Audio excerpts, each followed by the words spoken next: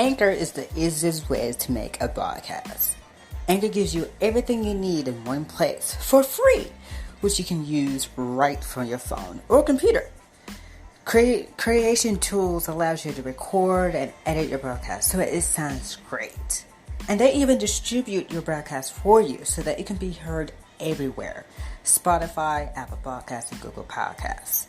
So make sure you download the Anchor app or go to anchor.fm to get started. Welcome to Future Educators Talk with Damian and Darren. I am your co-host, Darren Brett. And I am Damian Anderson. And today we have a very special guest that will be joining our podcast for this episode. Yes, indeed. She's a 6th grade math teacher at Cedar Creek Middle School in Youngsville, North Carolina. Everyone, please welcome to our podcast, Miss, if I'm pronouncing this correctly, Miss Kanita Hopkins. Yeah, it's Kanita. Hello, everybody. It's so awesome to be a part of this. We are so glad to have you. All right. Today we will talk about self-care for teachers since Tuesday was World Suicide Prevention Day. So what can teachers do if they feel stressed? Well, it's sad to say, but it's not a question of if they feel stressed, but when, because teaching is such an incredibly high-stress profession, and according to research, around 100 decisions to about 4 decisions a minute. And on top of that, we wear so many hats beyond just an educator. We're coaches and parents, aunts, uncles, caretakers, counselors, mediators, cheerleaders, disciplinarians, social workers, secretaries. We're IT support. We're customer, you name it. And sometimes it's hard to know when you are stressed because stress is such a normal working condition for a teacher. And it's really when you start feeling like you're barely treading water, like you're about to drown, that it's definitely time to step back. Wow, I did not know that teachers make about 1,500 decisions a day. That's a whole lot of decisions to make.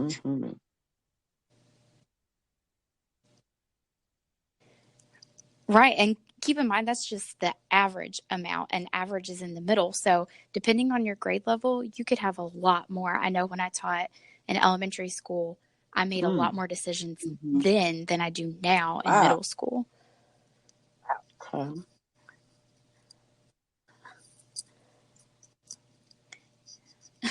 So the key part about teacher stress is, and what to do about it, is to monitor your workload and pace yourself. Before you start foundering, you need to reach out to the people that are your people, and do not be afraid to say no to extra things. And that's the problem that I have, is that I can't say no because, I feel like I'm turning them down. Same here with me as well. I am the person that always says yes to everything because, like you said, Darren, I don't want to let them down. I don't want to let down the people that I am depending on, or people that's depending on me. Does that kind of make sense a little bit?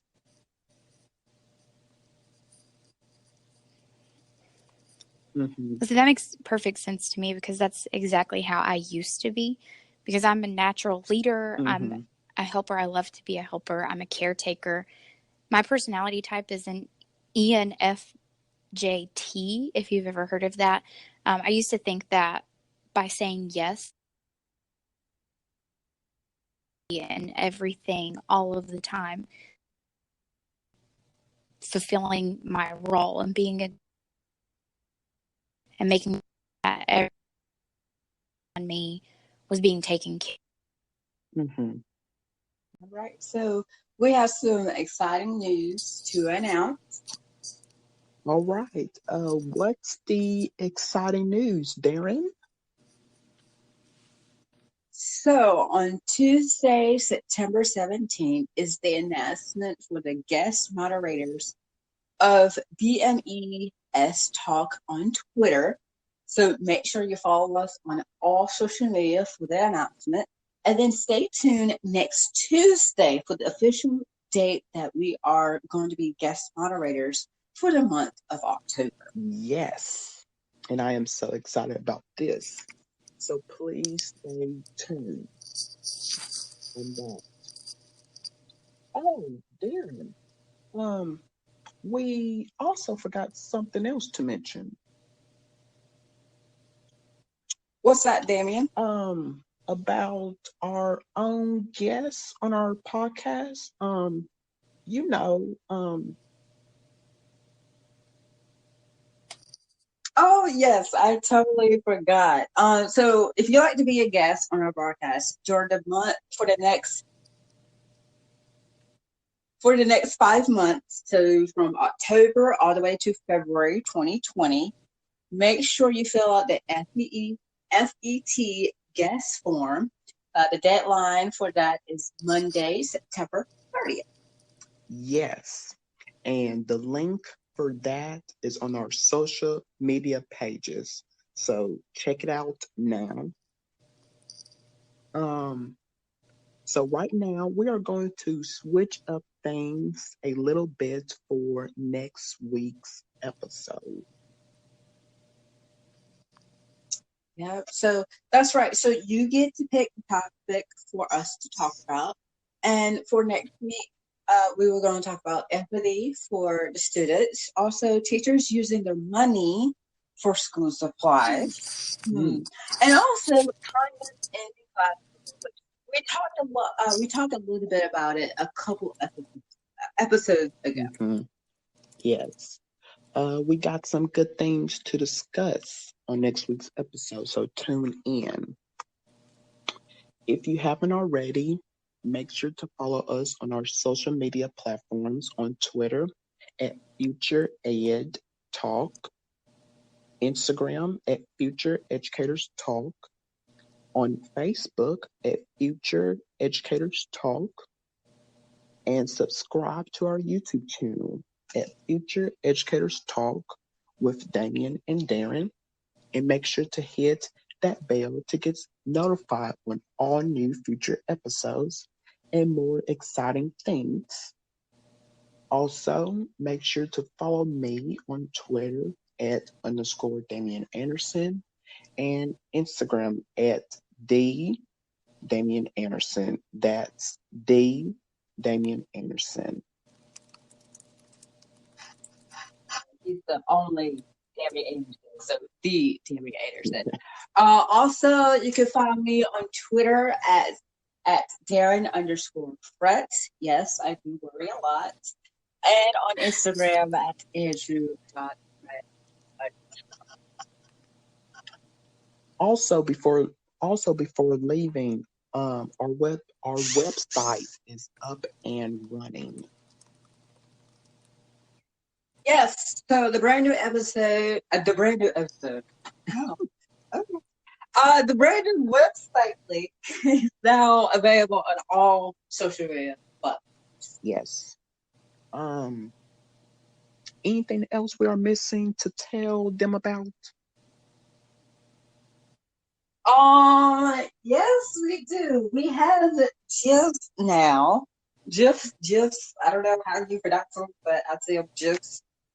We do have GIFs now. You may I think you saw 2 of them on Twitter. Yeah. The animations. I use constantly to rate those GIFs. So make sure you check it out on Twitter. Yes, we do. So check them out now. They are on Facebook and Twitter. So yes.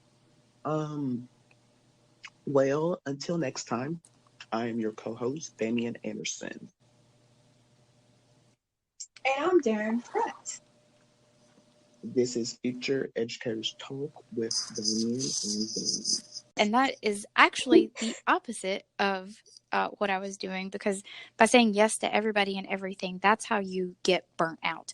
I started really burning out fast and realizing that there's a saying that you can't pour from an empty cup, and it is completely true. A candle that has used all of its wick up can't light any pathways, even your own. So I realized I had to start choosing how I hand out my yeses. I needed to be careful with who I say yes to and what I say yes to, so that I'm not using up all of my wick, or I'm not trying to pour from an empty cup. Okay, perfect. I love that. Like it.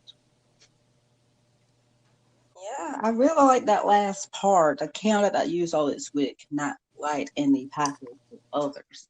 That's a good quote right there. I'll make sure to remember that when I'm about to say yes to people. Also, I haven't heard of the different personality types. Me either.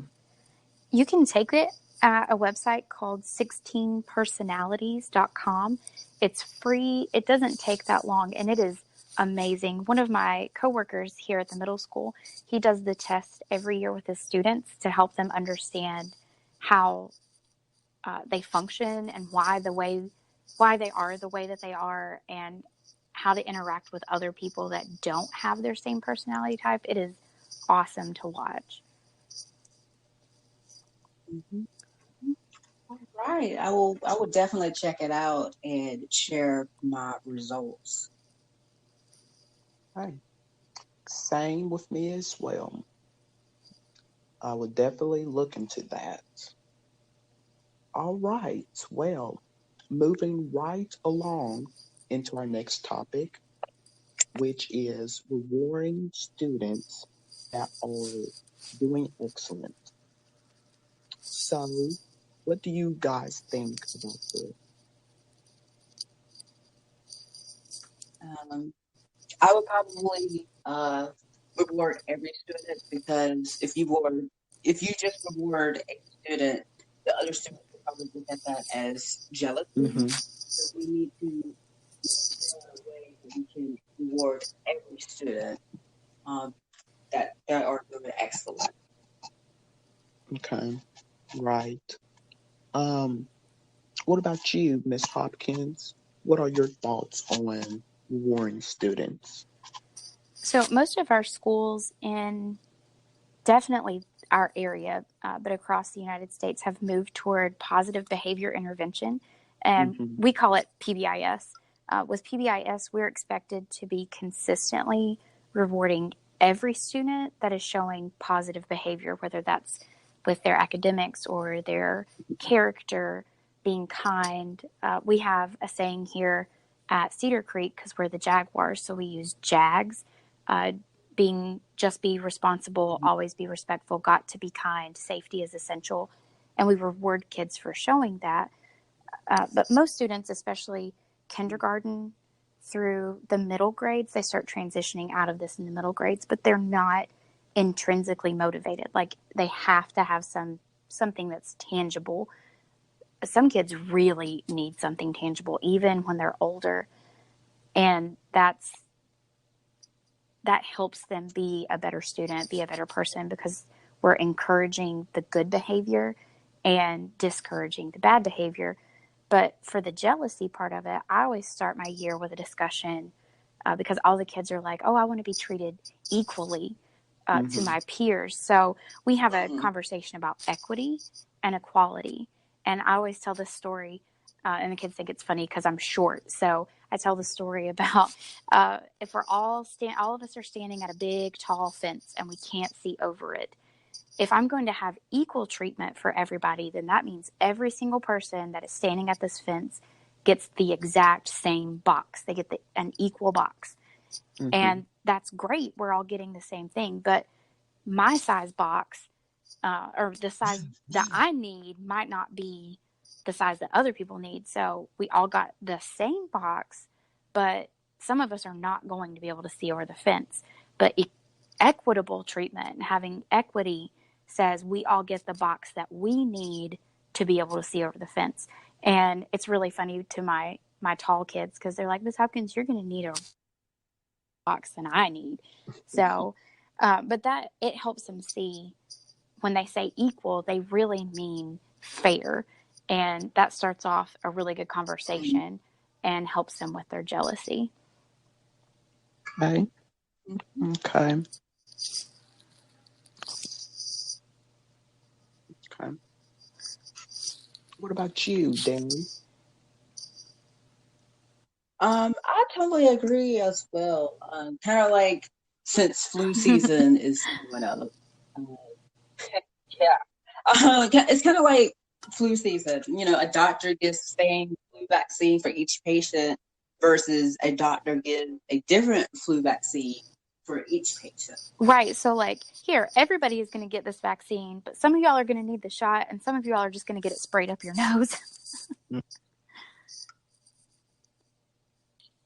Look, I'm guilty of the nasal flu vaccine. So Me either. That's totally fine, dude. That is totally fine. So if you want to keep up with what is currently happening on our podcast, join the conversation on Twitter by using hashtag Future Educators Talk to answer the question of the night, which is coming up later on in our podcast every Monday. We love hearing your feedback on the topics that we discuss on our podcast. Yep, we love hearing from you. Plus, we have some exciting news at the end of this podcast, so make sure you tune in later on the show. So let's move on to the last topic of the night, which is flexible seating in the classroom. Yay! So,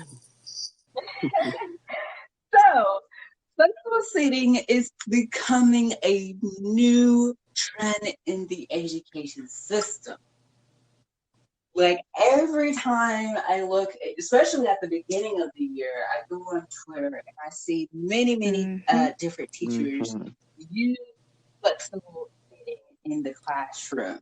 So, what are y'all thoughts on flexible seating in classrooms? I am all about flexible seating. So as a teacher, I became interested in flexible seating way back in like 2015 or 2016. So I kind of got in on it when it was gaining traction and I guess being born and put out into the education world. But really back when I was in fifth grade myself, I had this incredible teacher named Miss Vickers. And I actually had her for second and then for fifth grade because she moved up. And now looking back, I consider her a revolutionary because she was way ahead of her time. I was in fifth grade. I was in elementary school back in the 90s because I'm #old, but and cringy. But we had flexible seating in fifth grade in 1996. We had, we had tables, we had couches, we had rugs and lamps, everything that is starting to look more normal in classrooms now in almost 2020 is what Miss Vickers had in her classroom in 1990s. And because she was convinced that it really did help us and change our perception of our lessons and our classroom environment.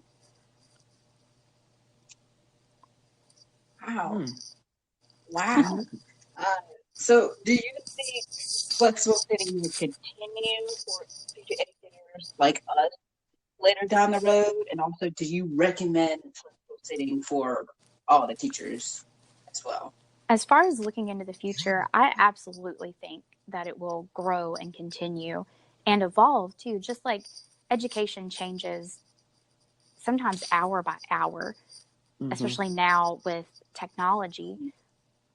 And I would love to see more classrooms embracing less of the old school structure and more new school structure that's research based and beneficial to everybody.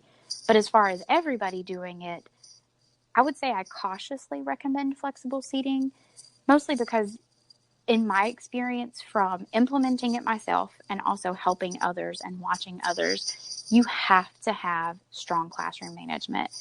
But on top of that, you also need to be willing to be flexible yourself, because what you think might work in the classroom for the kids might not be what actually works. You really have to base it on your individual students that are in your classroom at that time. I've had the same parts of flexible seating. Like, I'm sitting right next to my 3 wobble stools right now, and I've had kids in some classes that can handle it and need the wobble stools in the same year as other kids who absolutely cannot handle wobble stools.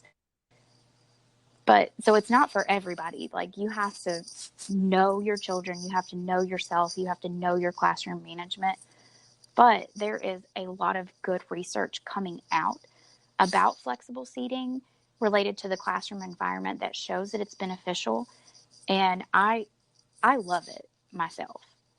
But you really have to know yourself and your kids before you implement it. Wow.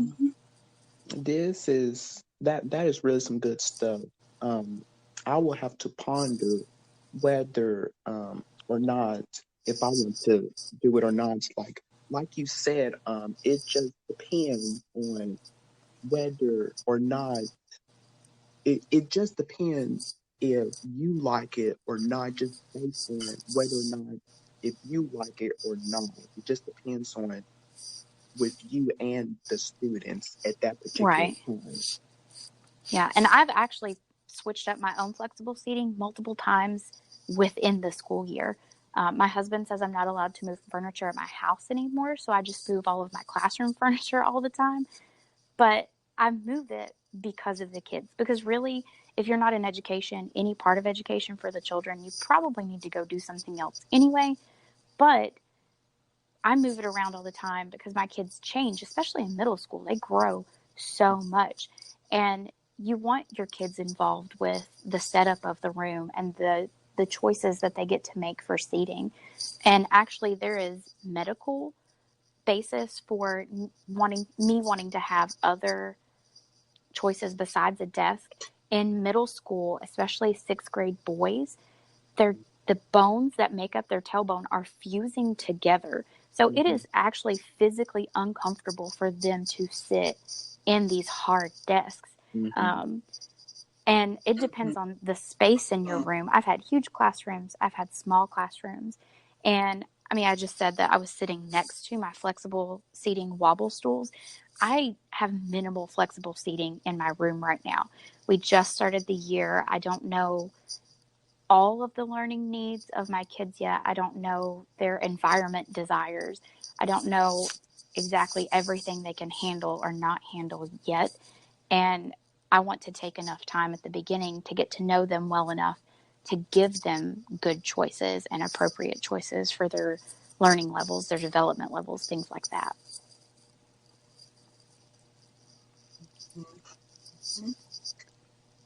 Yeah, I will actually keep that in mind. Like you said, in middle school, them hard chairs. I used to go to middle. Them hard chairs were no joke. They were uncomfortable.